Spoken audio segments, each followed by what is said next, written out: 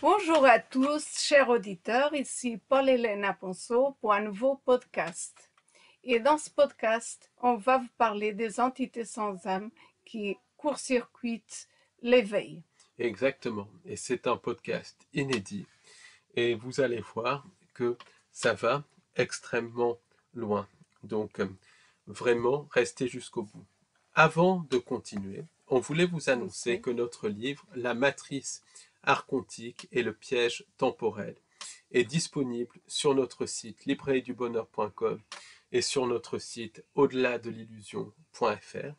C'est un livre qui est sorti fin mars, donc qui est vraiment up-to-date. Et on fait le lien entre la présence archontique, le cirque de la politique, les manipulations temporelles, les pensées intrusives, et surtout, on montre que cette manipulation du temps et de la timeline nous affecte dans la vie quotidienne. On parle aussi de cryptozoologie, de tulpas. C'est un livre extrêmement vaste, rempli d'informations nouvelles. Donc, pour le commander, allez sur notre site librairiedubonheur.com ou sur notre site au-delà de l'illusion.fr. Sachez également que l'on organise un webinaire le samedi 31 mai 2025 en direct de 18h à 22h sur ce qui se cache derrière le canard, le parfum et le cirque de la politique en général. Pourquoi ?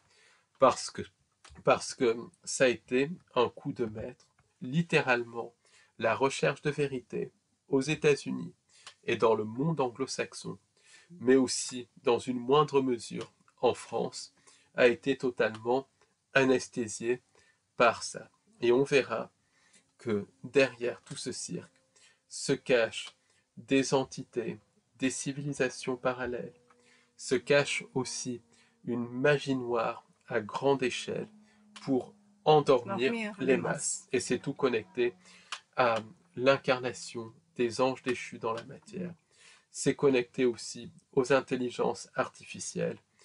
Et c'est une énorme opération d'endormissement. Donc pour en savoir plus, inscrivez-vous à notre webinaire en direct du samedi 31 mai 2025 de 18h à 22h. C'est un webinaire spécial et très très important et d'actualité. Et c'est très important de le savoir parce qu'en ce moment, c'est vraiment, on constate un endormissement très très grand. Exactement.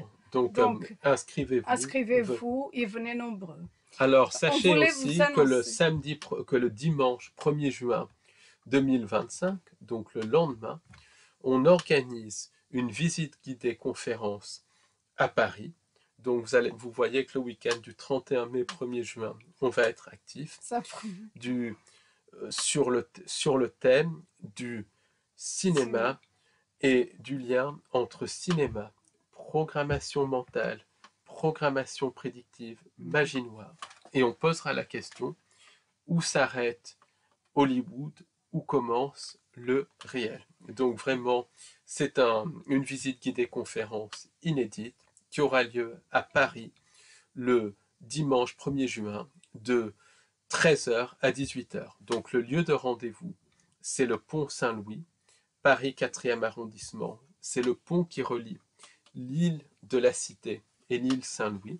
Pourquoi ? Parce que c'est un lieu où de nombreux films ont été tournés, notamment l'île Saint-Louis. Et donc, venez nombreux et le métro pour y accéder, c'est Saint-Michel, ligne 4, ou Pont-Marie, ligne 7. Donc, venez nombreux. C'est vraiment un thème hyper intéressant. Et en plus, on échange, on marche, on regarde les symboles. C'est vraiment très, très intéressant et on va parler à plusieurs niveaux. Parce que cette recherche, ce travail de recherche est vraiment à plusieurs niveaux. Sinon, on ne peut pas comprendre. Et on voulait vous annoncer également qu'on organise une conférence en présentiel le samedi 7 juin à Paris de de midi à 18h. C'est au Café d'Orléans, au 43 avenue Général Leclerc à Paris. Et Paris métro 14e. Et c'est le métro Mouton du Mouton du Vernet, Vernet. ligne 4. Et le thème de cette conférence, c'est sur les aspects du contrôle mental. Exactement, les aspects occultes du contrôle mental. Donc, on parlera bien évidemment de MK et des choses comme ça, mais on ira beaucoup, beaucoup plus loin. On fera le lien entre contrôle mental et pensée intrusive, contrôle mental et possession.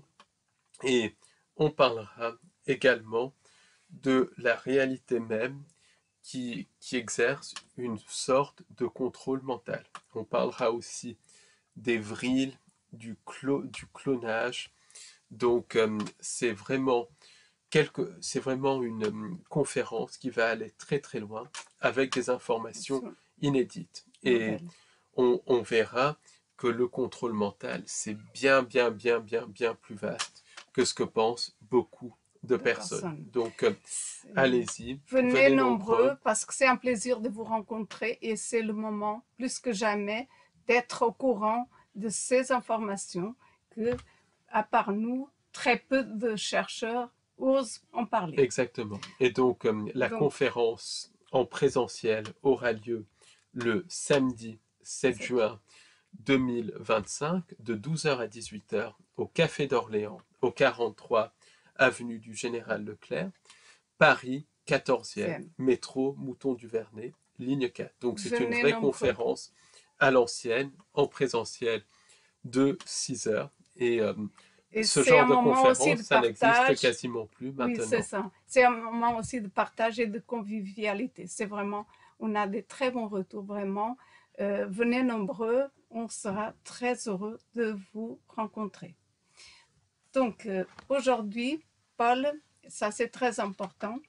Et aujourd'hui, Paul, on va parler de comment les entités sans âme, parce que c'est vraiment ça, les entités sans âme, c'est un sujet pour moi qui est le plus vaste, le plus intéressant et le plus important à comprendre.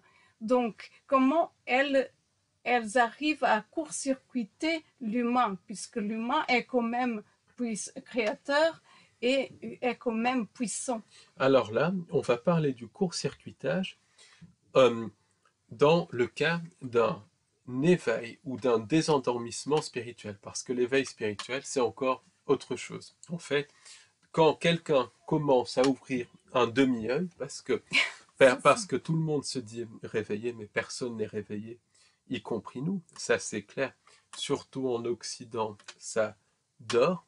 Mais quand une personne commence à ouvrir un œil, les entités vont d'une manière ou d'une autre court-circuiter ce mouvement, ce réveil en fait, au niveau individuel. Et on pourrait définir le début de réveil par le fait que l'on comprend que la réalité n'est pas celle qui est décrite. Et en fait, un début de réveil, c'est quand on commence à agir sur le chemin de vie des entités non humaines. Oui, quand on commence à créer sa propre réalité. Il y a un grand décalage, c'est-à-dire que quand on commence à prendre conscience que les choses ne sont pas telles qu'on les entend un peu partout, à la télé, dans les médias, etc., et que après on commence à faire un travail sur soi et à essayer de contourner les pièges des entités. Exactement. Et quand on commence, et c'est ça le début de l'éveil, à créer son propre chemin de vie. Puisque si on est complètement endormi, on est comme un pion, comme dans le film Matrix, les entités nous baladent où elles veulent. Mais quand on commence un début de réveil, on commence à créer vraiment son propre chemin de vie. Donc, et on commence surtout, ça commence par la compréhension que la réalité n'est pas telle qu'on nous la décrit. Et mais est-ce que tu penses que on commence, dès qu'on commence à savoir quelque chose, il y a ce phénomène justement d'endormissement en pensant que ça y est, on a tout compris et on veut plus savoir. Il y a beaucoup de gens, voilà. c'est ça. Ça, c'est pas, même pas un début de réveil. Par exemple, il y a des gens qui m'ont dit, qui m'ont littéralement dit, je suis réveillé parce que je sais ce qui se passe derrière les gouvernements. Bon, je rentre pas dans les détails, mais ça, c'est pas être réveillé. Être réveillé, être en début de réveil, c'est quand on commence à comprendre que les choses ne sont pas telles qu'elles sont et qu'on commence à faire quelque chose, à faire quelque chose, à modifier la réalité voulue par les entités sensables. C'est pas forcément spectaculaire, c'est des petites modifications, c'est des petites choses, des petites choses comme ça, des petites améliorations.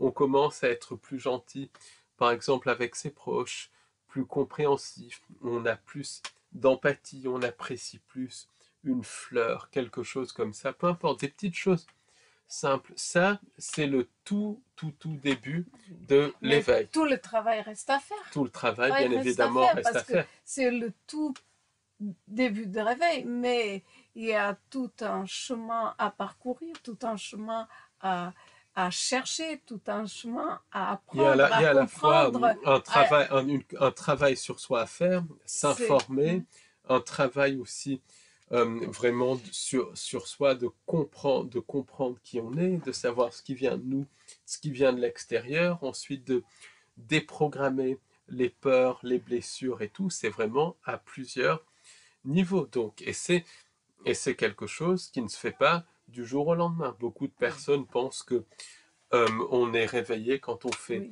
un week-end de stage, très souvent facturé des centaines d'euros, des milliers d'euros. On n'est pas du tout réveillé, on dort. Et enfin, je ne dis pas que ça n'aide pas certaines personnes, mais dans la plupart des cas, cela endort. Donc, quand il y a un début de processus de réveil, que ça soit un déclenchement, par exemple, quand on commence à comprendre que les choses ne sont pas telles qu'elles sont, un déclenchement de réveil peut aussi se faire par une expérience paranormale, quand on perçoit une entité.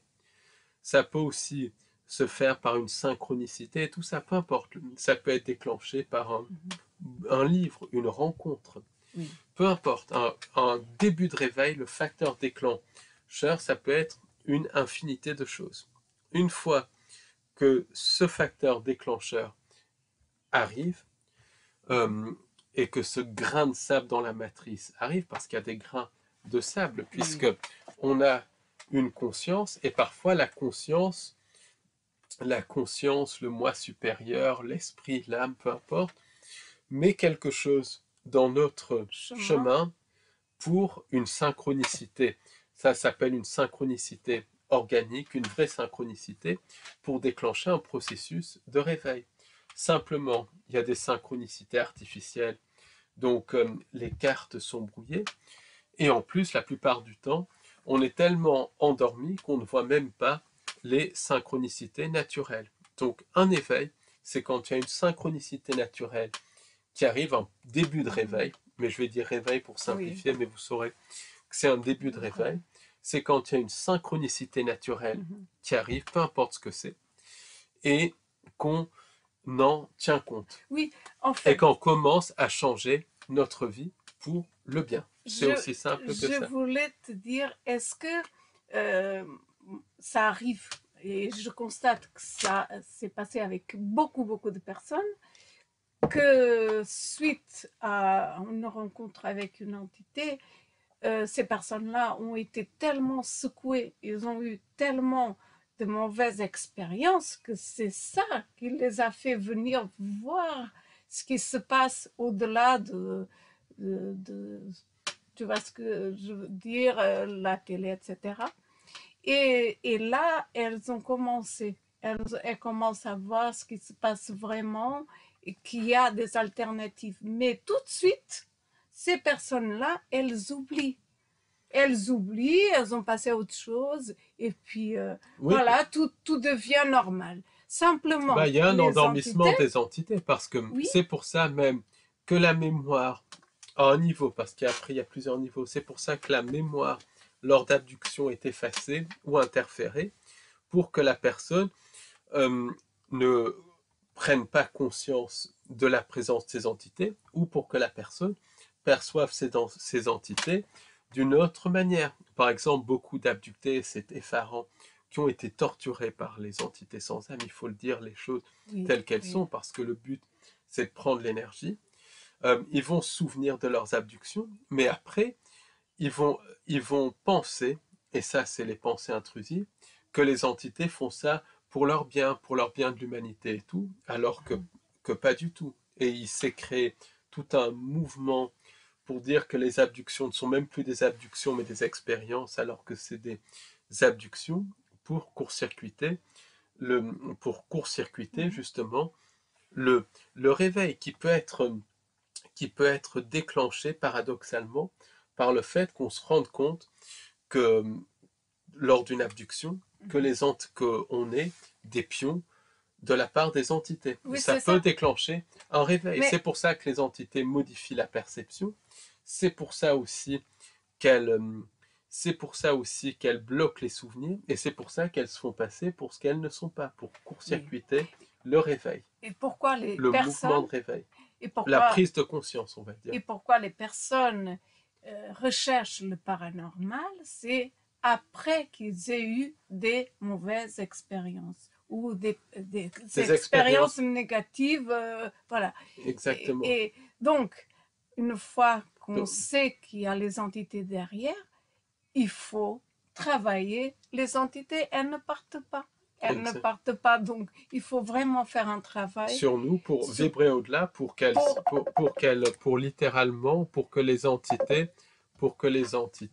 puissent, pour qu'on vive pour qu'on au-delà vibre au-delà des des entités, entités. littéralement. Donc ça, c'est très important à comprendre. Donc, après un processus de réveil, dans la plupart des cas, ça peut commencer aussi suite à un bouquin, ça peut Oui, commencer aussi suite à, suite même, comme tu as dit, à une expérience paranormale, ça peut oui. commencer même suite à une rencontre, Mhm. suite à une révélation, Oui, parce ça qu'il peut y a être par beaucoup des de cirques dans synchronicités. l'actualité, Mhm. beaucoup de personnes sont réveillées Oui. à cause de deux événements de l'actualité, un en 2001 et Mhm. l'autre en, 2000, 2000. en 2020. Ils se rendent compte que quelque chose Ne cloche. va pas. Donc Oui, ça, il y a énormément. mais suite à une abduction, si les gens se rappellent de cette abduction, par exemple, ils peuvent se poser des questions. Oui, oui, c'est ça. Et, euh, et ça peut être un facteur déclencheur d'un Mhm. processus de réveil. C'est pour ça qu'il y a tout le phénomène de missing time. De missing time. C'est pour ça aussi que les entités sont manipulatrices. En tout cas, Mhm. pour faire simple, un processus de réveil individuel peut être déclenché par énormément de facteurs. Certains facteurs sont des synchronicités positives qui viennent de l'âme pour éveiller la personne. La Mhm. personne va trouver, par exemple, le bon bouquin Oui. alors qu'il cherche autre chose. Ça a été mon cas. La personne va tomber sur une personne qui va lui donner une information et la personne va avoir envie de creuser. Une Mhm. personne totalement endormie peut un jour regarder le cirque de l'actualité et se dire ça colle pas et Oui. pousser un petit peu. Ou bien ça peut venir d'une abduction, d'une expérience paranormale. Et Oui. paradoxalement, ça peut être, et c'est dans la plupart des cas, une expérience négative ou une expérience de fausse lumière. Mais la Mhm. personne va se poser des questions et va vouloir creuser. Do- donc, euh, donc il y a Il y plusieurs a choses. plusieurs. Parce que même quand des gens ont des phénomènes paranormaux, qu'ils soient positifs ou négatifs, la plupart des gens, il faut le savoir, ne se posent pas de questions. Par exemple, les phénomènes paranormaux, les rencontres avec les entités, c'est un grand pourcentage de la population Ouais. qui ont ça, mais même ils vivent ça, beaucoup de gens sont tellement déconnectés, formatés, Oui. programmés, Qui ne se qu'ils rendent pas compte. occultent ça Oui. de leur mémoire, qu'ils ne se rendent même pas compte. Ou s'ils s'en rendent compte, le train-train quotidien prend le dessus et voilà, ils ne s'en rendent même pas compte. Par exemple, j'ai une cousine qui a eu une rencontre avec un fantôme, donc littéralement, qui montait les escaliers de sa maison. Et elle a même eu une deuxième rencontre avec un fantôme ensuite. Elle n'a pas creusé plus. C'était plus intéressant de rentrer dans la matrice, voilà. Mais c'est dans le train-train quotidien. Et ça montre qu'il y a quand même, il y a un endormissement, il y a une hypnose. Donc, c'est pas tout le monde qui a une expérience paranormale qui va essayer de creuser plus. Ce qu'il y a derrière. Mais quand une personne commence à creuser, la personne va très souvent se rendre compte en premier que les choses ne sont pas du tout ce qu'elles semblent être. Par exemple, quelqu'un creuse un false flag, ils vont se rendre compte que dans l'actualité, il y a beaucoup de mise en scène. Ils vont se rendre compte aussi qu'il y a toute une connexion avec des sociétés secrètes, toute une connexion avec le contrôle mental. S'ils creusent un peu plus, ils se rendent compte qu'il y a une connexion avec les entités, que la réalité n'est pas ce qu'elle est. Ensuite, ils vont commencer à se poser des questions sur les pensées. Ils vont se rendre compte que même nos pensées, pour la plupart, ne nous appartiennent pas. Après, ils vont se rendre compte qu'il y a des dimensions multiples, des timelines multiples, et ça n'en finit pas. Donc, ça va très loin. Et ensuite, dans l'étape d'après, ils vont se rendre compte que on est programmé par les entités pour créer une certaine réalité. Et quand ils se rendent compte de ça, ils vont commencer à se rendre compte qu'il y a un contrôle mental et un contrôle mental permanent de la part d'entités via les symboles, via les sigils, via le subliminal. Et en se rendant compte de ça, ils vont commencer à transcender ça. Donc, à créer un canevas de réalité qui vibre un petit peu au-delà de la moyenne. Et donc, un petit peu moins d'impact d'entités dans leur vie. Donc, c'est comme ça que ça fonctionne. Donc, quand il y a ce phénomène de réveil qui se déclenche, dans la plupart des cas, les entités se contentent d'une surveillance. Elles vont surveiller les personnes. Et même parfois, selon une médium, prendre des mesures, littéralement, puisqu'on est une expérimentation de la part de ces entités. Elles vont mesurer les paramètres, le louche extrait, quand une personne prend conscience de ça. C'est un truc de fou. Mais la personne va être surveillée. Et si le réveil va pas trop loin, et tout ça, si la personne tombe dans une cage, parce qu'il y a beaucoup de cages, on va en parler, les entités, au contraire, elles laissent faire, parce que la personne, si elle tombe dans une cage dorée, elle va servir le programme du faux sauveur externe, par exemple, et tout.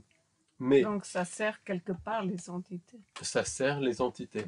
Ça sert les entités si la personne tombe dans une cage dorée, si elle remplace, comme dirait la feu Guylaine Langto, si une personne passe du premier bocal au deuxième bocal, par exemple, les entités en ont rien à faire. Du moment que la personne reste dans un bocal, ou du moment qu'une personne ne risque pas de sortir d'un bocal, les entités en ont rien à faire. Par contre, il y a des personnes qui ne vont pas rentrer dans aucun bocal, qui vont continuer à se poser des questions, à faire un travail sur elles. Mais ça, c'est rare quand même. Mais il y en a. Il y en a, heureusement, mais c'est quand même rare. Pourquoi? Parce que c'est lié au faux sauveur externe, le programme du faux sauveur externe. On a tous envie de se reposer sur quelque chose. On est d'accord. Exactement. Mais il y a des personnes qui vont continuer à creuser. Oui. Et qui ne vont pas rentrer dans ces cages. Et là, la surveillance. Après, il y a aussi des personnes, même des personnes qui rentrent dans des cages et qui ont un début de réveil, vont parfois avoir l'étape d'après, ce qui montre qu'il y a une surveillance, mais il y a aussi un jeu pervers de la part des entités. Ça, il faut aussi le garder en tête. Il y a cet aspect jeu pervers. Et ça, John Keel, des gens comme John Keel, Jacques Vallée, l'avaient compris. Mais dans beaucoup de cas, ça va être en fait, quand une personne ne rentre pas dans des cages, là, les entités vont essayer de bloquer le mouvement, vont essayer de bloquer au niveau individuel le mouvement de réveil. Et comment elles font ça?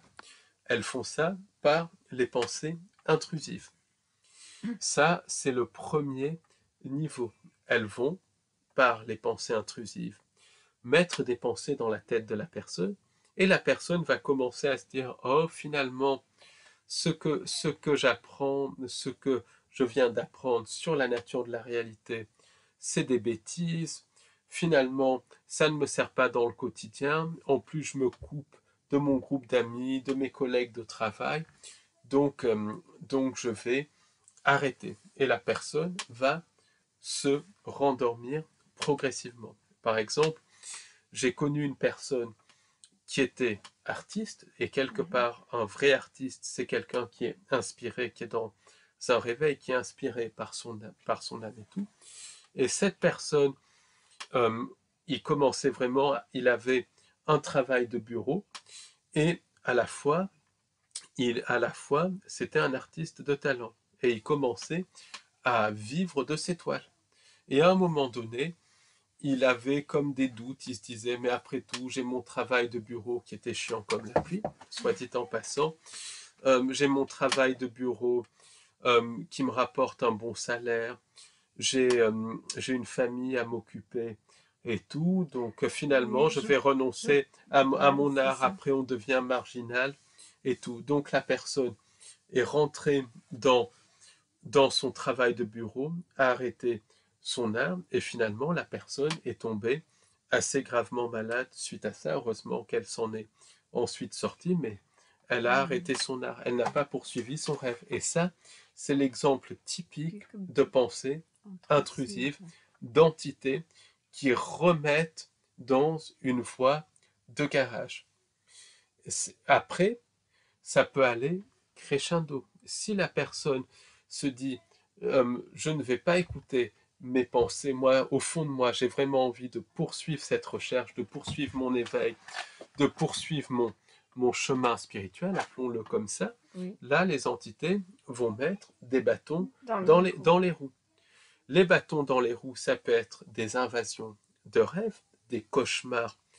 Des cauchemars, par exemple, moi je me rappelle très très bien, c'était en 1995, l'année où je passais mon brevet. Donc, à l'époque, je ne sais pas si c'est toujours comme ça maintenant, mais on avait une partie des points par le contrôle continu. Et donc, j'avais une grande partie des points pour mon brevet. Donc, du coup, pendant les quelques jours de révision, j'avais opté pour être plutôt tranquille, pour travailler très tranquillement, mais surtout pour lire des bouquins, les bouquins de Jacques Vallée. Voilà, pour tout dire, la trilogie de Jacques Vallée, donc qui était Autre dimension, confrontation et révélation. Donc, j'étais assez content. J'étais à fond dedans. Et puis, juste quand l'école avait fini pour donc la période de révision, j'ai fait un horrible cauchemar comme quoi je risquais de ne pas avoir mon brevet si je ne travaillais pas et tout. Donc du coup, je me suis mis à travailler pour rien du reste, puisque le sujet qui est tombé, c'était même pas un sujet que j'avais révisé. Donc j'ai fini par avoir mon brevet, mais pas avec des très bonnes notes. Donc comme quoi, et en analysant, je me rends compte que ce rêve, c'était fait pour m'empêcher de rechercher, de lire les livres de Jacques Vallée, bon, qui étaient assez intéressants en tout cas pour moi à l'époque. Maintenant, je dirais pas la même chose, mais qui était assez intéressant. Et je suis persuadé que si j'avais lu ces livres, j'aurais travaillé moins de choses, mais plus les choses que je n'avais pas appris ou moins bien appris. J'aurais été plus sélectif dans le travail et que j'aurais eu des meilleures notes. Donc, ça c'est des petites choses comme ça. Il y a cette interférence dans les rêves. Beaucoup de personnes aussi qui sont dans un chemin ont des rêves qui leur disent d'arrêter. Et beaucoup vont suivre ces rêves, ou plus exactement, moi aussi, ces ça m'est cauchemars. arrivé une expérience comme ça, si je peux ajouter. C'est en fait, quand j'étais en primaire, j'étais trop dans la croyance et tout ça. Je priais comme mes parents me disaient de faire. Et puis, je travaillais pas beaucoup, mais je travaillais assez pour pouvoir continuer, Oui, etc. pour passer en classe Pour passer supérieure. en classe supérieure. Et, euh, et alors, je priais tout le temps. Je priais tout le temps. Et à côté de ça, Pour passer en voilà, classe supérieure. pour passer en classe supérieure. Il y a une année où je ne sais pas ce qui s'est passé, mais j'ai redoublé, j'ai redoublé. Et là, j'étais vraiment très triste parce que je pensais que avec la prière, cette dévotion, ça pourrait m'aider. Ça m'a vraiment fait quelque chose puisque je me disais non, mais je vais y arriver et tout ça avec cette croyance que j'avais Oui, ben à l'époque. en fait, ça, c'est les Oui, mécanismes par les pensées oui. intrusives pour que tu perdes ton temps à faire des Des prières, prières, plutôt oui. que de faire le concret. Je Voilà. suis sûr que Plutôt que plutôt que de réviser réviser, ou de, j'allais prier. voilà, ben c'est Exactement. ça. Et ça, c'est très typique. C'est ça. Et ça arrive très souvent. Et ça, c'est les soubresauts Mm. des bâtons, C'est ça. c'est les soubresauts des bâtons dans les roues. Et d'autant plus que si tu t'éveilles à la religion, après, il peut y avoir l'étape d'après, où tu Oui, commences à comprendre la mais spiritualité et après, tout. oui, mais après, j'ai oublié, j'ai fini Mhm. par oublier et j'étais quand même croyante parce que Mhm. les croyances sont quand même des programmes très puissants. Oui, oui, Tu c'est ça. vois, je me suis remis aux croyances de la religion, enfin, tu vois. Et c'est beaucoup plus tard que j'ai compris d'autres Oui, choses. mais c'est ça. Voilà. Mais ça met des bâtons Dans les roues, dans les oui. roues comme ça.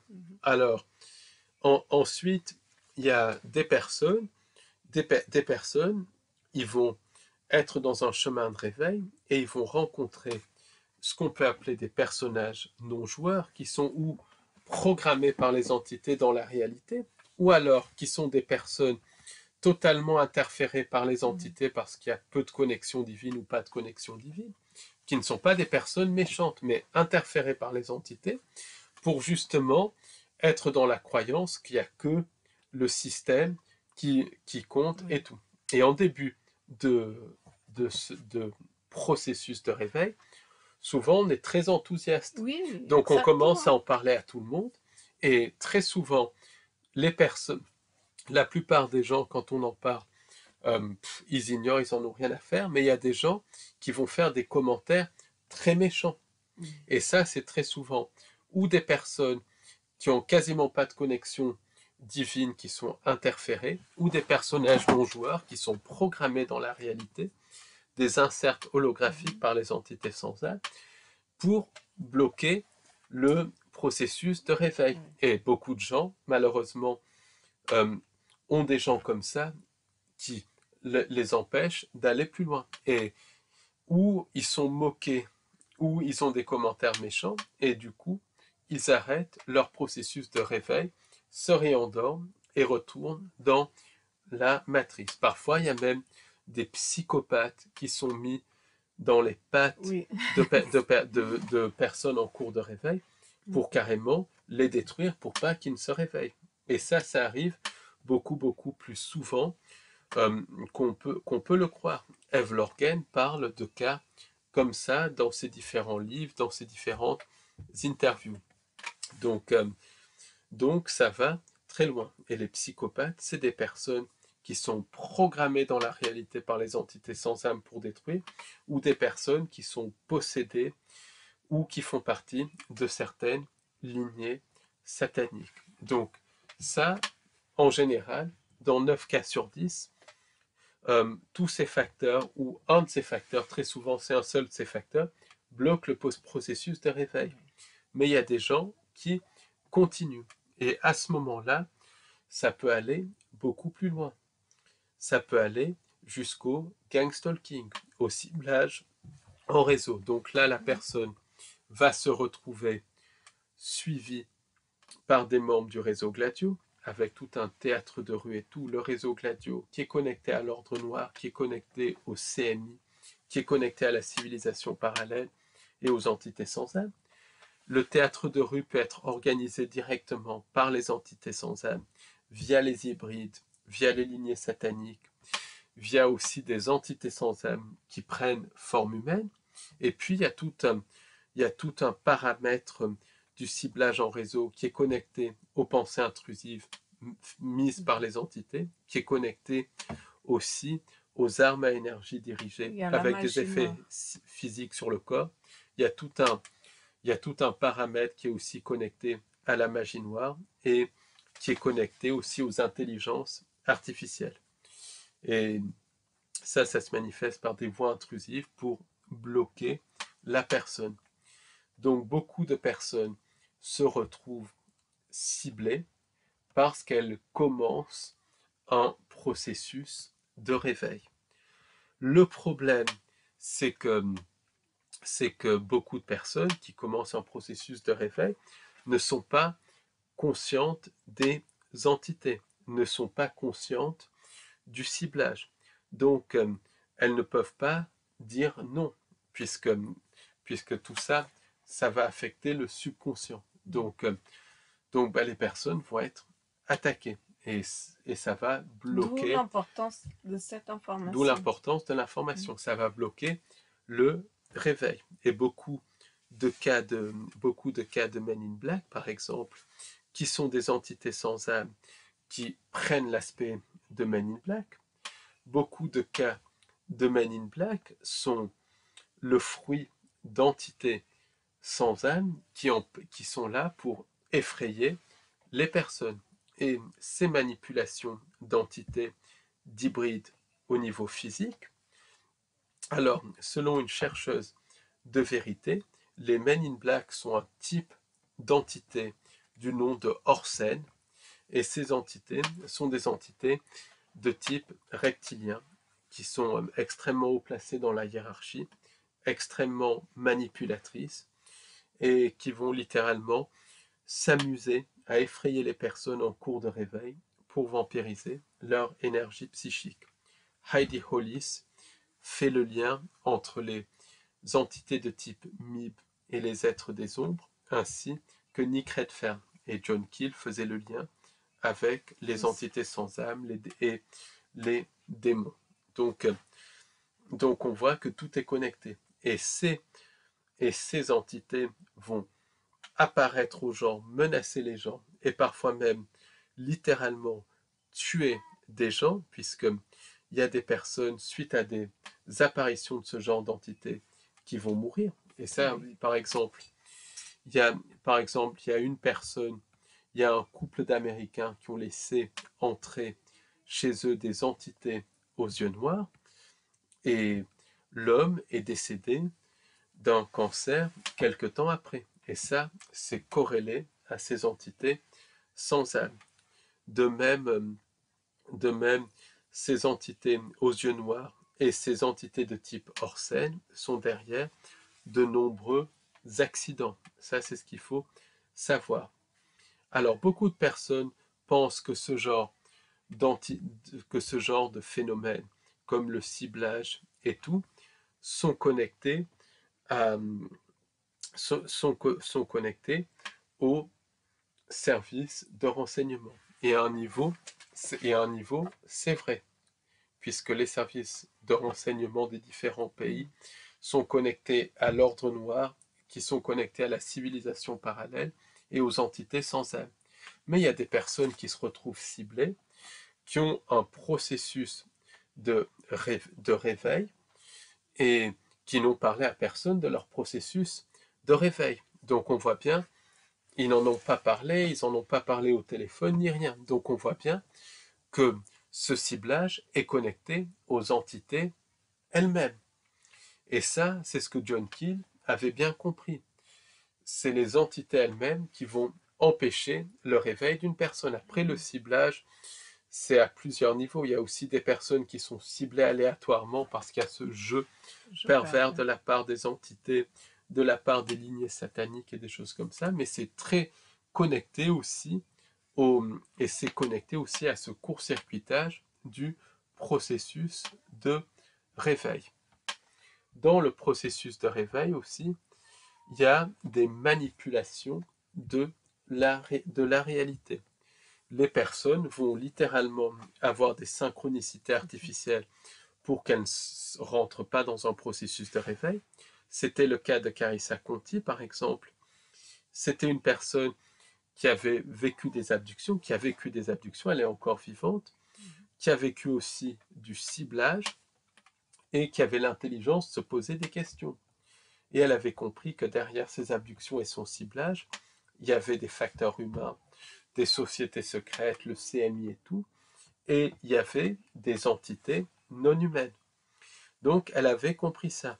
Et à un moment donné, elle avait un travail dans une entreprise qu'elle n'aimait pas trop, mais qui était un travail alimentaire et qui était plutôt bien payé. Mais elle se disait, j'en ai marre de ce travail, moi je veux du soleil, je veux partir en Floride. Mais après, l'entreprise lui propose de signer un CDI. Et un CDI bien payé et tout. Donc elle se dit, bon, ben, je vais signer, je vais être raisonnable, je vais signer. Et le jour où elle va signer, elle prend l'ascenseur pour monter voir le patron pour signer. À un moment donné, l'ascenseur s'arrête et s'ouvre. Et un stylo roule. Et il n'y a absolument personne dehors. Elle regarde si quelqu'un n'a pas perdu son stylo. Et il n'y a personne. Et là, elle se rend compte que c'est une synchronicité négative, une manipulation de la réalité pour qu'elle signe, pour qu'elle reste dans l'entreprise. Donc du coup, elle n'a pas signé. Elle est partie en Floride et là, elle a rencontré son futur mari et elle mène une carrière vraiment de chercheuse de vérité avec son mari, Tom Monto, qui est un chercheur aussi sur la matrice, assez intéressant et tout. Donc elle a pu déjouer la manipulation. Et d'autres manipulations de la réalité sont beaucoup plus vicieuses. Il y a par exemple le cas de cet homme qui a un accident, en jouant au football américain, une bagarre suite à un match de football américain, et il se retrouve assommé. Pendant qu'il est assommé, il mène une autre vie littéralement. Il est marié, il a une femme, il a 2 enfants, un travail magnifique, une vie de rêve. Et à un moment donné, dans cette vie de rêve, il y a un glitch, il y a la lampe qui se déforme sans raison. Quand il voit ça, l'homme commence à se poser des questions sur la nature de la réalité. Du coup, sa femme pense qu'il fait une dépression et tout, puis après elle se rend compte du glitch, et ensuite il se retrouve dans notre réalité, dans une réalité où il venait d'avoir un accident, où il n'était pas marié, où il avait une vie relativement triste. Donc, beaucoup de personnes ont dit qu'il a eu un accident dans cette réalité et qu'il s'est retrouvé ensuite dans une autre timeline. Moi, je pense que c'est l'inverse, qu'il était dans une autre timeline, une timeline parallèle, où c'était quelqu'un qui menait une vie très, très heureuse, physiquement, parce que tout ça, c'est physique, même si c'est une physique qu'on ne comprend pas, c'est physique. Et à un moment donné, avec ce glitch, parce qu'il y a des glitches dans la réalité, il s'est rendu compte que la réalité n'était pas ce qu'elle était.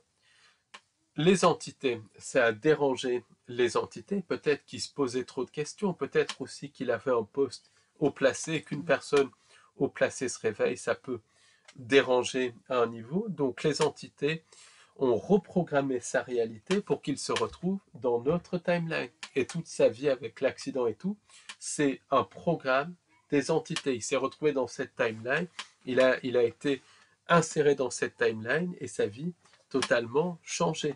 Donc c'est peut-être inversé, mais peut-être que les entités lui ont fait cette manipulation de la réalité parce qu'ils se posaient des questions. Et ensuite, les entités peuvent aussi empêcher le réveil, puisqu'elles sont capables Et de de quelle voyager. manière elles empêchent? Parce que parfois, on pense qu'on est au courant des pièges des entités, mais finalement, on, on tombe à chaque fois, en pensant qu'on a compris et on tombe à chaque fois. Ben, Comment tu comme elles ont accès à expliques? comme elles ont accès à notre subconscient, comme elles ont accès à nos pensées, et comme elles ont programmé notre chemin de vie, elles nous connaissent mieux qu'on se connaît nous-mêmes. Et elles connaissent notre chemin de vie, elles connaissent notre subconscient par cœur puisque c'est connecté au prédateur. Donc si on n'est pas assez conscient de ces entités et si on ne fait pas le travail nécessaire, elles profitent de la moindre faille pour nous interférer. Donc ça, voilà, et c'est pour ça qu'elles ont toujours, et elles s'adaptent en plus. Oui, c'est ça. Par exemple, on en a parlé dans une autre vidéo, c'est pour ça que les techniques de dégagement finissent par ne plus marcher, parce que les entités s'adaptent. Donc, dans certains cas, les entités peuvent empêcher le processus de réveil. Par exemple, on a tous des pensées, on a déjà lu ce livre et tout, mais on sait très bien qu'on ne l'a pas lu et tout, et si le livre a été effacé de notre réalité. Et je m'explique. Par exemple, quelqu'un mène une vie et tombe sur un livre. Ce livre enclenche un processus de réveil, et la personne pousse son réveil de plus en plus loin. Il transcende les différents pièges des entités sans âme. À ce moment-là, les entités sans âme peuvent modifier son passé et faire en sorte que la personne ne découvre jamais le livre. Donc ça modifie complètement la timeline de la personne et la personne se retrouve dans une vie où elle n'a pas eu son réveil. Donc, et ça c'est le reset, on peut tous avoir un reset si on n'est pas conscient. Donc la personne se retrouve dans une vie où elle n'a pas eu son réveil, et un jour, elle passe devant le livre qui a provoqué son réveil, elle se dit, tiens, j'ai l'impression d'avoir vu ce livre, mais ça doit pas être intéressant et tout, et puis voilà. Et on a tous vécu des expériences de ce genre. Et pour moi, ça correspond à une reprogrammation de notre passé par les entités. Est-ce que tu penses que c'est pareil pour les choix qu'on aurait pu avoir fait et qu'on n'a pas fait? Bien sûr, dans certains cas au moins. Moi, je pense que dans certains cas,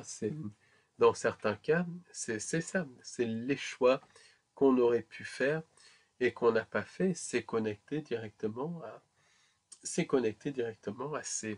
à ces entités, à ces manipulations de la réalité. Donc ça va très loin. Et ces entités, elles ont accès au temps. Donc elles peuvent modifier le passé si l'on n'est pas conscient. Et ça, c'est très important. Parce qu'une fois qu'on est conscient, elle modifie beaucoup moins facilement la réalité. Conscient, c'est informé tout simplement. C'est pas un truc énorme et tout. Conscient, c'est quand on a conscience, quand on court-circuite le subconscient. Et comme notre réalité fonctionne comme un jeu vidéo, elles peuvent la reprogrammer au niveau collectif et au niveau individuel. De toute façon, on parle de tout ça de manière très détaillée dans notre livre La Matrice Archontique. Et puis dans certains cas, les entités peuvent aussi tuer une personne qui est en train de se réveiller. Par exemple, il y a beaucoup de chercheurs de vérité qui meurent de manière extrêmement étrange. Donc il peut y avoir des facteurs humains, entre guillemets, des sociétés secrètes, le réseau Gladio et tout, ça c'est clair, net et précis, puisque toutes ces sociétés secrètes, le réseau Gladio, les réseaux sataniques, utilisent le travail occulte et la magie noire pour tuer. Donc ça, c'est une certitude et on voit des entités. Mais dans certains cas, ça peut être des interventions des entités elles-mêmes pour rendre malades les chercheurs de vérité. Et il y a le cas de Jimmy Dieu, par exemple.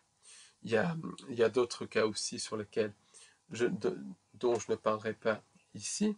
Il y a le cas de John Mack aussi, où son accident était extrêmement bizarre et on peut penser qu'il y a eu à la fois manipulation de la réalité et intervention de facteurs humains, intervention d'entités. Donc, il y a même le cas, par exemple, d'un jeune Mactonise qui commençait à travailler sur les cryptoterrestres. Les cryptoterrestres, c'est les formes de vie cachées, les humanités parallèles, et qui faisait un travail très poussé. Un jour, à 34 ans, il a été retrouvé mort. Son cœur s'est arrêté. Et ça, ce n'est pas normal. Il y a un facteur externe qui intervient. Par exemple, Stryker parle de certaines disparitions qui sont connectées aux entités. Est-ce que les disparitions connectées aux entités ne sont pas, dans certains cas, liées à des personnes qui prennent conscience que les entités manipulent, qui prennent conscience que cette réalité est manipulée et qui sont enlevées par les entités et éliminées. Ça peut être le cas, parce que quand on regarde un petit peu les cas de disparition qui ont été compilés par des gens comme David Paulides, comme Lon Stryker, mais aussi comme Gemma Jade, par exemple, une chercheuse américaine de talent sur le paranormal, on se rend compte que beaucoup de personnes qui disparaissent mystérieusement, alors pas toutes, mais certaines, mais quand même il y en a qui disparaissent mystérieusement, ont une connexion à la nature, ont une connexion à d'autres réalités, sont ouvertes sur la présence non humaine et tout. Donc est-ce que ces personnes ne sont pas repérées, enlevées et éliminées par les entités? D'ailleurs, il y a beaucoup de témoignages de personnes qui ont vu des entités et suite à ça sont tombées malades. Exactement. Et donc ça, c'est vraiment à tenir en compte. Mais il y a beaucoup, ces entités tuent, il faut le dire. C'est pas des événements rares. Les morts à cause de ces entités sont fréquentes. Et ça, c'est certain. Beaucoup de personnes manipulées par les entités de la fausse lumière tombent malades ou meurent. Ça, on en a déjà parlé, donc on ne va pas y revenir dessus. Mais c'est très fréquent. Et puis, alors pourquoi les entités éliminent certains chercheurs et pas d'autres? Ça peut être parce que le chercheur a plus conscience des entités, donc elles ne peuvent pas attaquer par le subconscient. Ça peut être aussi un jeu pervers, un tirage au sort des entités. Ça, elles jouent avec nous, donc ça, on ne peut pas l'exclure parce qu'elles jouent avec nous. D'ailleurs, ça explique pourquoi certaines personnes qui ne s'intéressent pas à cette recherche sont ciblées. Et il y en a énormément. C'est un jeu pervers de la part des entités pour extraire le louche. Mais il y a aussi, je pense, une question de prise de conscience de ces entités. Et il n'y a pas d'informations sur ces entités. Donc la plupart des personnes, même dans la spiritualité, n'ont pas conscience de la présence de ces entités. Et c'est vraiment dramatique. Et dans certains cas, les entités vont carrément montrer à la personne ce qu'elle veut voir. Et là, c'est là où commence la manipulation de la fausse lumière. Par exemple, une personne commence à comprendre que la réalité est manipulée, que la réalité n'est pas ce qu'elle semble être, et elle creuse de plus en plus. Là, les entités vont la surveiller et vont voir quelles sont ses peurs les plus profondes, quelles sont ses aspirations les plus profondes, quelles sont ses croyances et ses failles. Et en fonction de ça, les entités vont mettre en place un scénario sur mesure pour leurrer la personne. Et ce scénario sur mesure pour leurrer la personne, ça va être connecté à la fausse lumière. Par exemple, il y avait un chercheur suédois qui avait écrit une encyclopédie des anges. Ce chercheur suédois écrivait une encyclopédie très intéressante du reste sur les anges, Gustav Davidson, elle est encore éditée en langue française, on peut la trouver. Et lui, pendant qu'il écrivait sur les anges, donc dans les années 60, donc il faut quand même voir le degré d'ouverture d'esprit de la personne, puisqu'il n'y avait pas autant de communication sur ces sujets, il n'y avait pas tous les réseaux sociaux, donc il a fait un grand travail. Mais pendant qu'il écrivait ça, il a commencé à être harcelé, ciblé par des anges, littéralement. Et c'est allé jusqu'à un tel point qu'il a été obligé d'arrêter, après avoir écrit son encyclopédie, ses recherches, parce qu'il était complètement interféré, ciblé par des anges. Il voyait des apparitions d'anges et des choses comme ça. Donc on voit bien que ce n'est pas quelque chose de positif. Est-ce que c'était des vrais anges? Pas du tout, c'était des entités qui se faisaient passer pour des anges. Et en fait, elles lui ont montré ce qu'il voulait voir en regardant au fond de lui les aspirations. Et au début, je pense, je spécule ici, qu'il devait être émerveillé, mais qu'après, les anges n'étaient pas ce qu'ils semblaient être. Il commence même il a failli avoir un accident à cause d'un ange, entre guillemets, une entité sans âme, donc il a arrêté sa recherche, en tout cas, mis un gros coup de frein à sa recherche. Donc, les entités manipulent comme ça. Et parfois, les entités vont montrer à la personne ce qu'elle veut pour la pousser dans une cage. Par exemple, les entités vont se faire passer pour un ange, donc elles vont se montrer comme un ange. La personne va dire, mais j'ai un contact avec un être de lumière, c'est magnifique et tout. Et la personne va ensuite, pour en savoir plus, par les pensées intrusives, être manipulée par les entités à faire certains stages avec certains gourous qui ensuite les mènent vers le programme du faux sauveur externe, vers d'autres interférences de la part d'entités de la fausse lumière, et tout ça finit par les détruire. Et les entités peuvent créer aussi, mettre en place des synchronicités artificielles pour pousser la personne à rentrer dans une cage. Par exemple aussi, il y avait ces thérapeutes dont on a parlé, qui avaient été interférés par des entités qui disaient être de la Confédération galactique, qui étaient des entités sans âme.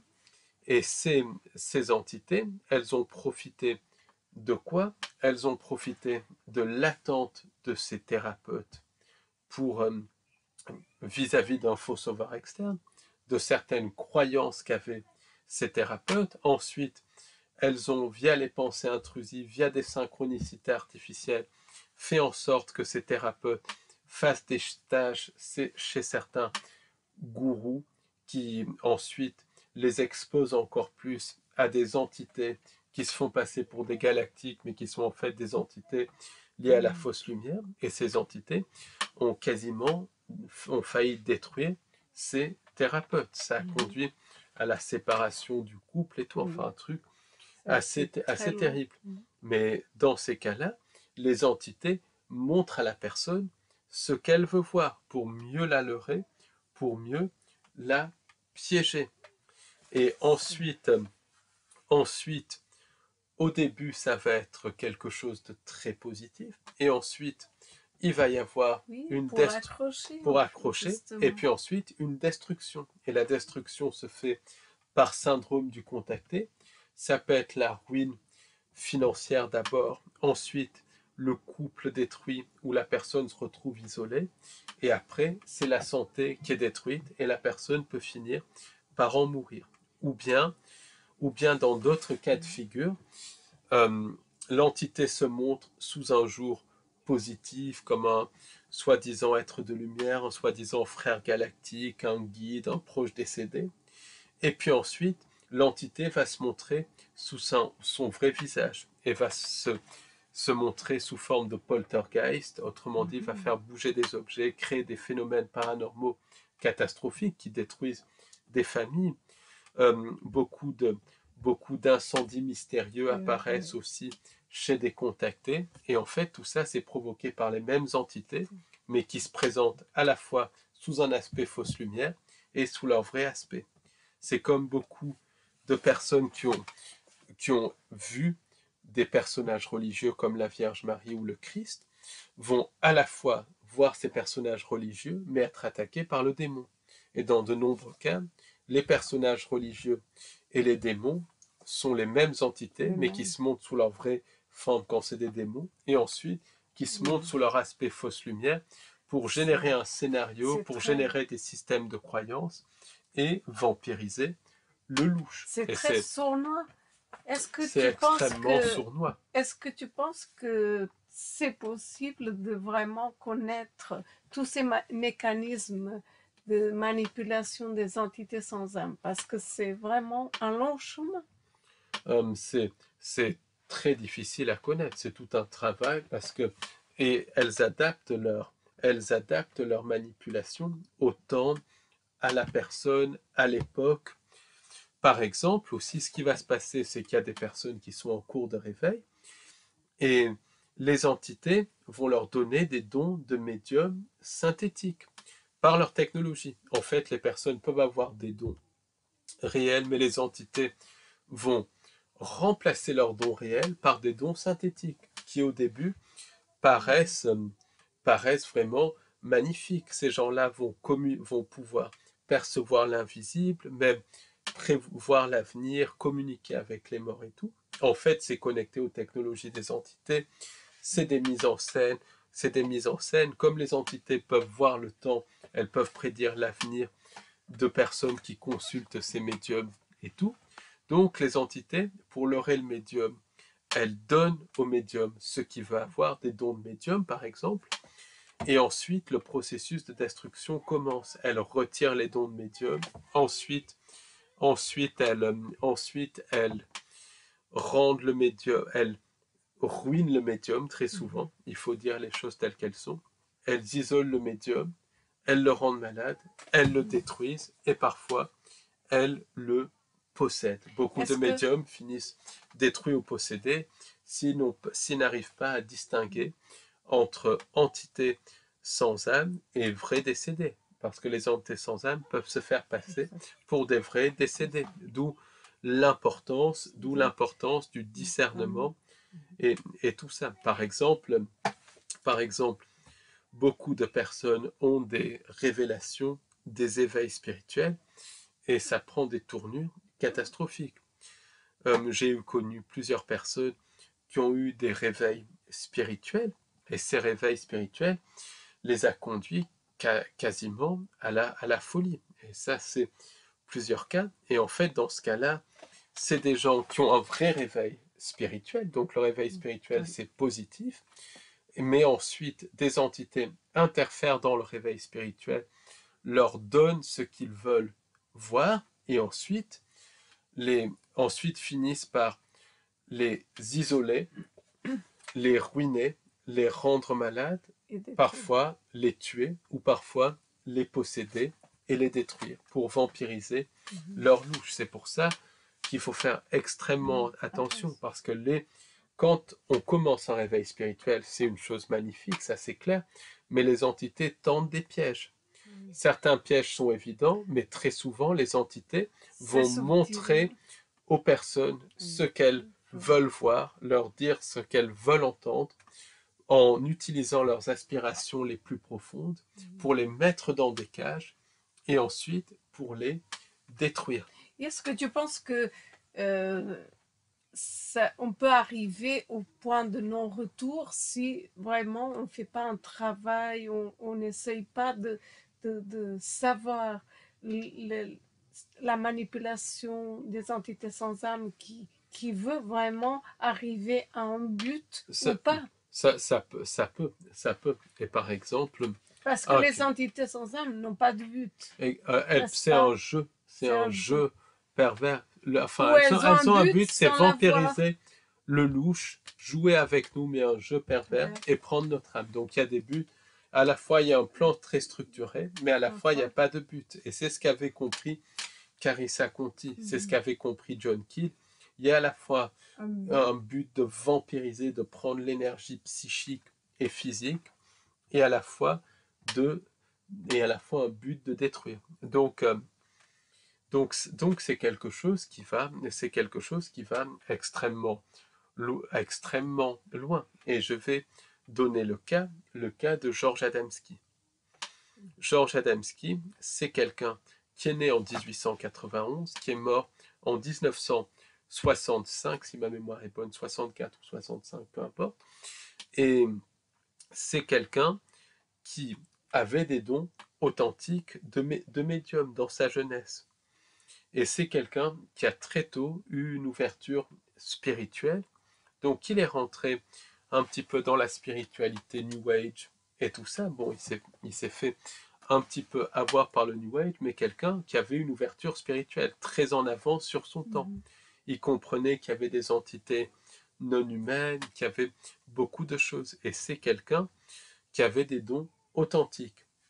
C'est quelqu'un, ses aspirations les plus profondes, c'était de rencontrer des frères de l'espace. C'était aussi un message de paix et d'amour, donc quelqu'un qui était vraiment positif. Les entités ont profité de sa médiumnité et de son authenticité, et aussi de sa naïveté, parce qu'il était très naïf, pour le manipuler. Comment elles ont fait? Elles lui ont donné ce qu'il a voulu voir. Elles se sont présentées physiquement à lui et l'ont emmené physiquement, je dis bien physiquement, dans d'autres dimensions. Et son cas, c'est un cas corroboré par énormément de témoins. Il y a des diplomates qui ont photographié des ovnis en présence d'Adamski. À un moment donné, il a eu une rencontre avec 5 témoins. Il a pris des photos d'ovnis et de paysages où des ovnis étaient apparus. Et des années plus tard, donc dans les années 2000, un Danois, René Olsen, a analysé ces photos avec des logiciels sophistiqués et a vu que les entités décrites par Adamski étaient présentes sur les photos. Il a eu des rencontres en présence de témoins. Il a décrit des choses qui étaient impossibles à connaître à son époque. Donc, c'est un cas authentique de contact avec des entités non humaines. Et Adamski a été emmené dans d'autres dimensions physiquement. Il n'y a pas d'astral, il n'y a pas d'éthérique, c'est physique. Mais les entités n'étaient pas ce qu'ils pensaient qu'elles étaient. Elles ont profité de ces aspirations pour se présenter sous forme de frères de l'espace. Elles l'ont manipulé avec le programme du faux sauveur externe. Elles lui ont fait avoir une certaine renommée, une certaine époque. Puis à partir de 1960, elles lui ont tout enlevé. Elles l'ont détruit littéralement. Il a commencé à perdre son audience. Il avait créé un espèce de groupe. Il y a eu des disputes au sein de son groupe, donc il s'est retrouvé seul. Il est tombé malade très mystérieusement du reste, et il est mort en 1965, totalement seul et sans argent. Et ce qui est intéressant, c'est que dans les années 60, Adamski commençait à se rendre compte qu'il avait été manipulé, et ça, son ami Louis Zinstag l'avait bien remarqué, mais il ne voulait pas y croire, mais il s'en rendait compte. Il disait il y a deux groupes, un groupe positif, un groupe négatif, alors que c'était tout un jeu, un scénario de la part des entités, pour court-circuiter son réveil et quelque part utiliser le réveil d'Adamski pour manipuler les gens avec le programme du faux sauveur externe et pour le détruire. Et Louis Instag a dit qu'il avait en partie compris que les entités le manipulaient, mais qu'il ne voulait pas intégrer ça. Donc du coup, il a continué à aller avec les entités jusqu'à ce qu'elles le tuent littéralement. C'est une preuve que les entités sans âme l'ont utilisé. Les entités l'ont utilisé. Elles lui ont vraiment donné ce qu'il voulait avoir, et après, elles l'ont détruit. Et ça, les djinns font ça, les fées font ça dans la mythologie celte, les tricksters amérindiens font ça. Donc, les entités, les anciens savaient exactement ce qu'étaient ces entités. Et parfois, les entités possèdent des gens. Certains abductés souffrent tellement de leurs abductions qu'ils attendent un sauveur. Et les entités vont parfois jouer le rôle de sauveur. C'est arrivé à une abductée contactée française très connue. Donc je n'en dirai pas plus. Elle est très très connue sur Internet, donc je pense que vous savez qui c'est. Et cette personne est sincère, totalement authentique. Ces expériences vécues sont vécues au niveau physique. Elle porte les marques de ces abductions dans sa chair. Donc c'est une réalité. Mais les entités lui ont fait un scénario et elles l'ont leurré. Après, elle aurait été sauvée d'une abduction par des entités venant de la Confédération galactique, ou disant venir de la Confédération galactique. En fait, c'est typique des scénarios des entités sans âme. Les mêmes entités se montrent sur leur vraie face lors d'abduction et jouent le rôle de faux sauveurs externes. Suite à ça, cette personne, les entités lui ont donné ce qu'elle voulait. Elle voulait être aidée, ce qui est logique. Donc elles lui ont donné ce qu'elle voulait. Suite à ça, les entités l'ont leurré. Suite à ça, les entités ont utilisé certaines technologies, notamment des implants et tout, pour manipuler cette personne. Donc il y a toute une énorme manipulation. Et dramatiquement, cette personne, et il y en a beaucoup d'autres, s'est faite leurrer par ces entités. Et on voit très bien au fil du temps qu'il y a une possession par ces entités et qu'ils utilisent cette personne et beaucoup d'autres personnes comme des espèces d'ambassadeurs pour justement porter le programme du faux sauveur externe aux masses. Et en fait, ces gens-là sont utilisés par les entités, malgré eux, attention, parce que c'est des gens de bien qui ont vécu des expériences authentiques, mais ils sont utilisés malgré eux par ces entités pour mettre les gens dans le mur, dans les cages du faux sauveur externe, et quelque part, ça court-circuite le mouvement de réveil des contactés, mais aussi des gens qui suivent ces contactés. Il y en a énormément, il y en a plein. Certaines personnes il y en a de plus en plus. Par des très bonnes intentions pour bien évidemment, justement former et tout ça, et après ils tombent vraiment dans des pièges des entités. Et beaucoup de chercheurs, c'est exactement pareil. Beaucoup de chercheurs sont leurrés via les pensées intrusives par ces entités, et progressivement, les entités les utilisent pour promouvoir le programme du faux sauveur externe, mais ils y perdent leur âme, ils y perdent littéralement leur essence. Il y a par exemple un chercheur australien, mais qui est basé aux États-Unis, qui a fondé le mouvement Exopolitics. Ça a commencé en 2003, et c'est un chercheur de qualité qui a fait des très bonnes recherches, mais quand on regarde ces vidéos, maintenant, il y a quelques années, on voit qu'il y a quelque chose qui a changé, que les entités ont pris le dessus sur lui. Attention, je ne critique pas, c'est quelqu'un de sincère, mais qui s'est fait leurrer par les entités. Pourquoi ? Parce que elles elles utilisent les aspirations, les croyances pour pour vampiriser. Et ça peut aller très très loin, jusqu'à la possession totale. Donc, pour résumer, les entités, comment elles court-circuitent le mouvement de réveil. En fait, moi, ce que je remarque, c'est que, comme tu dis, les entités sans âme ne sont pas prises au sérieux. Personne. Or, Non. c'est un sujet très, très sérieux. Ben, regardez, par exemple, sur 100 vidéos YouTube de recherche vérité, de vidéos de grande qualité, du reste, attention. Combien parlent d'entités? Très, très peu. Très, très peu. Très, très peu. Ce n'est pas pris au sérieux. Non. Et comme disait du reste, comme disent certains exorcistes, et attention, je ne suis pas dans la religion ni rien, mais ce qu'ils expliquent, c'est que la plus grande ruse du diable, c'est de faire croire qu'il n'existe pas, ou se faire passer pour un gentil. Et c'est exactement ça avec les entités. Donc, pour court-circuiter le mouvement de réveil, comment elles font? Très souvent, par les pensées intrusives, elles mettent la personne dans une cage dorée. Ça, on parle plus. Ou bien par les pensées intrusives, elles empêchent la personne de se réveiller. Elles coupent le réveil dans l'œuf.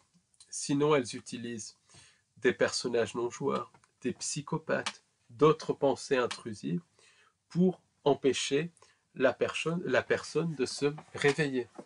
Parfois, elles vont même jusqu'à utiliser le ciblage en réseau ou des synchronicités artificielles, une manipulation de la réalité pour bloquer le réveil et remettre la personne dans la matrice ou dans une cage, peu importe, dans une cage pour extraire le louche, que ce soit l'énergie de peur ou l'énergie de dévotion ou toutes les énergies connectées au cirque de la politique et de l'actualité. Ça arrive relativement fréquemment.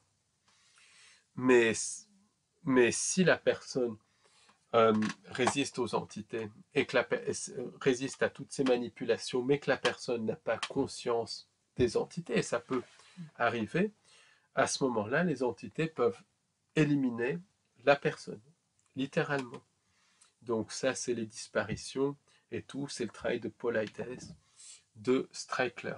Mais dans d'autres cas de figure, les entités vont carrément laisser faire le réveil, mais à un moment donné, elles vont montrer à la personne ce qu'elle veut voir et lui montrer ses aspirations les plus profondes.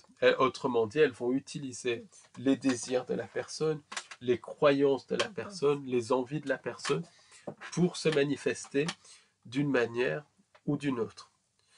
Et ensuite, elles vont mettre la personne dans une cage en les poussant à aller dans certains cercles New Age et des choses comme ça.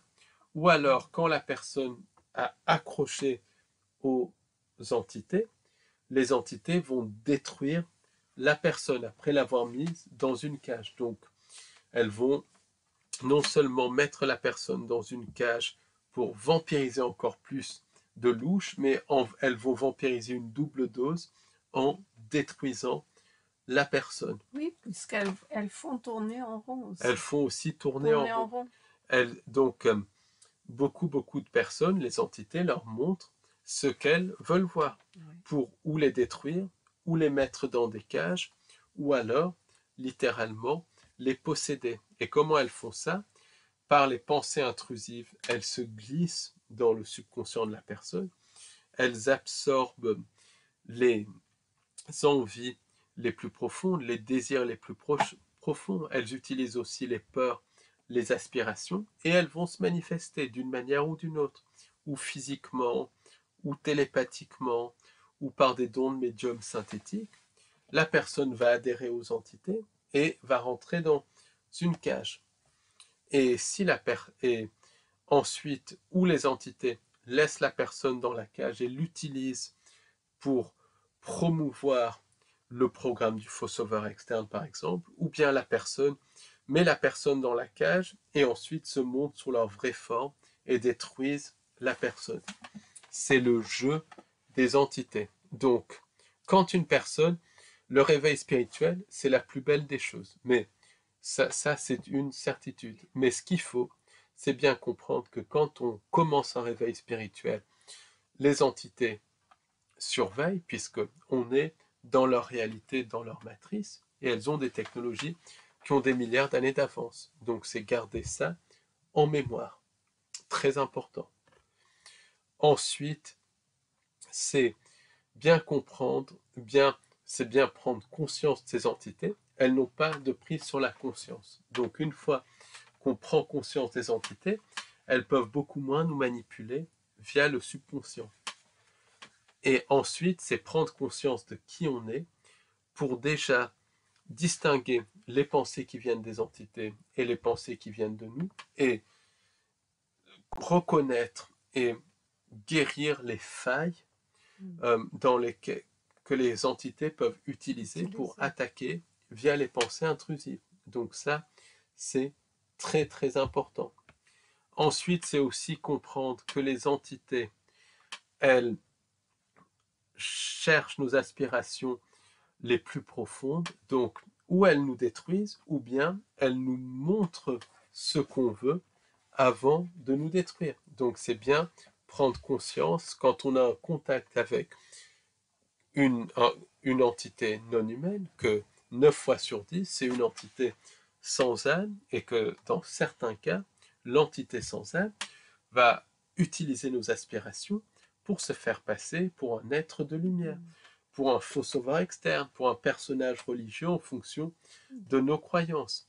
Et ça, c'est très, très important. Et elle court-circuite comme ça le mouvement de réveil. Donc c'est très important d'avoir du discernement. Comment toi, tu déjoues au quotidien ces pièges des entités? Parce que c'est vrai que, voilà, c'est le travail des entités sans âme, c'est ce qui te passionne, c'est ce qui te rend ta curiosité de plus en plus grande, puisque c'est vraiment un sujet très vaste et très important.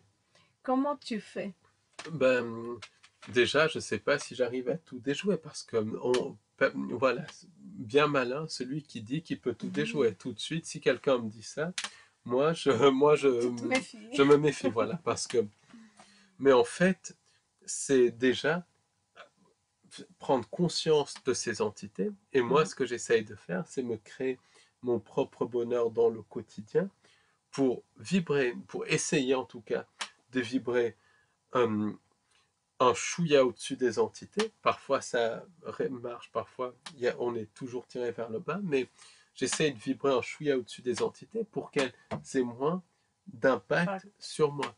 Mais c'est essentiellement énormément de discernement. Et puis c'est un travail continu sur soi, parce que même quand on fait un travail sur soi, quand on arrive à distinguer ce qui vient de nous et ce qui vient de l'extérieur, elles arrivent à contourner ça. Donc c'est un travail sur soi constant. Et c'est un vaste travail. Oui, mais c'est pas forcément difficile, mais ça doit être fait de manière constante, parce que sinon les entités, elles arrivent à déjouer. Même beaucoup d'énergéticiens, beaucoup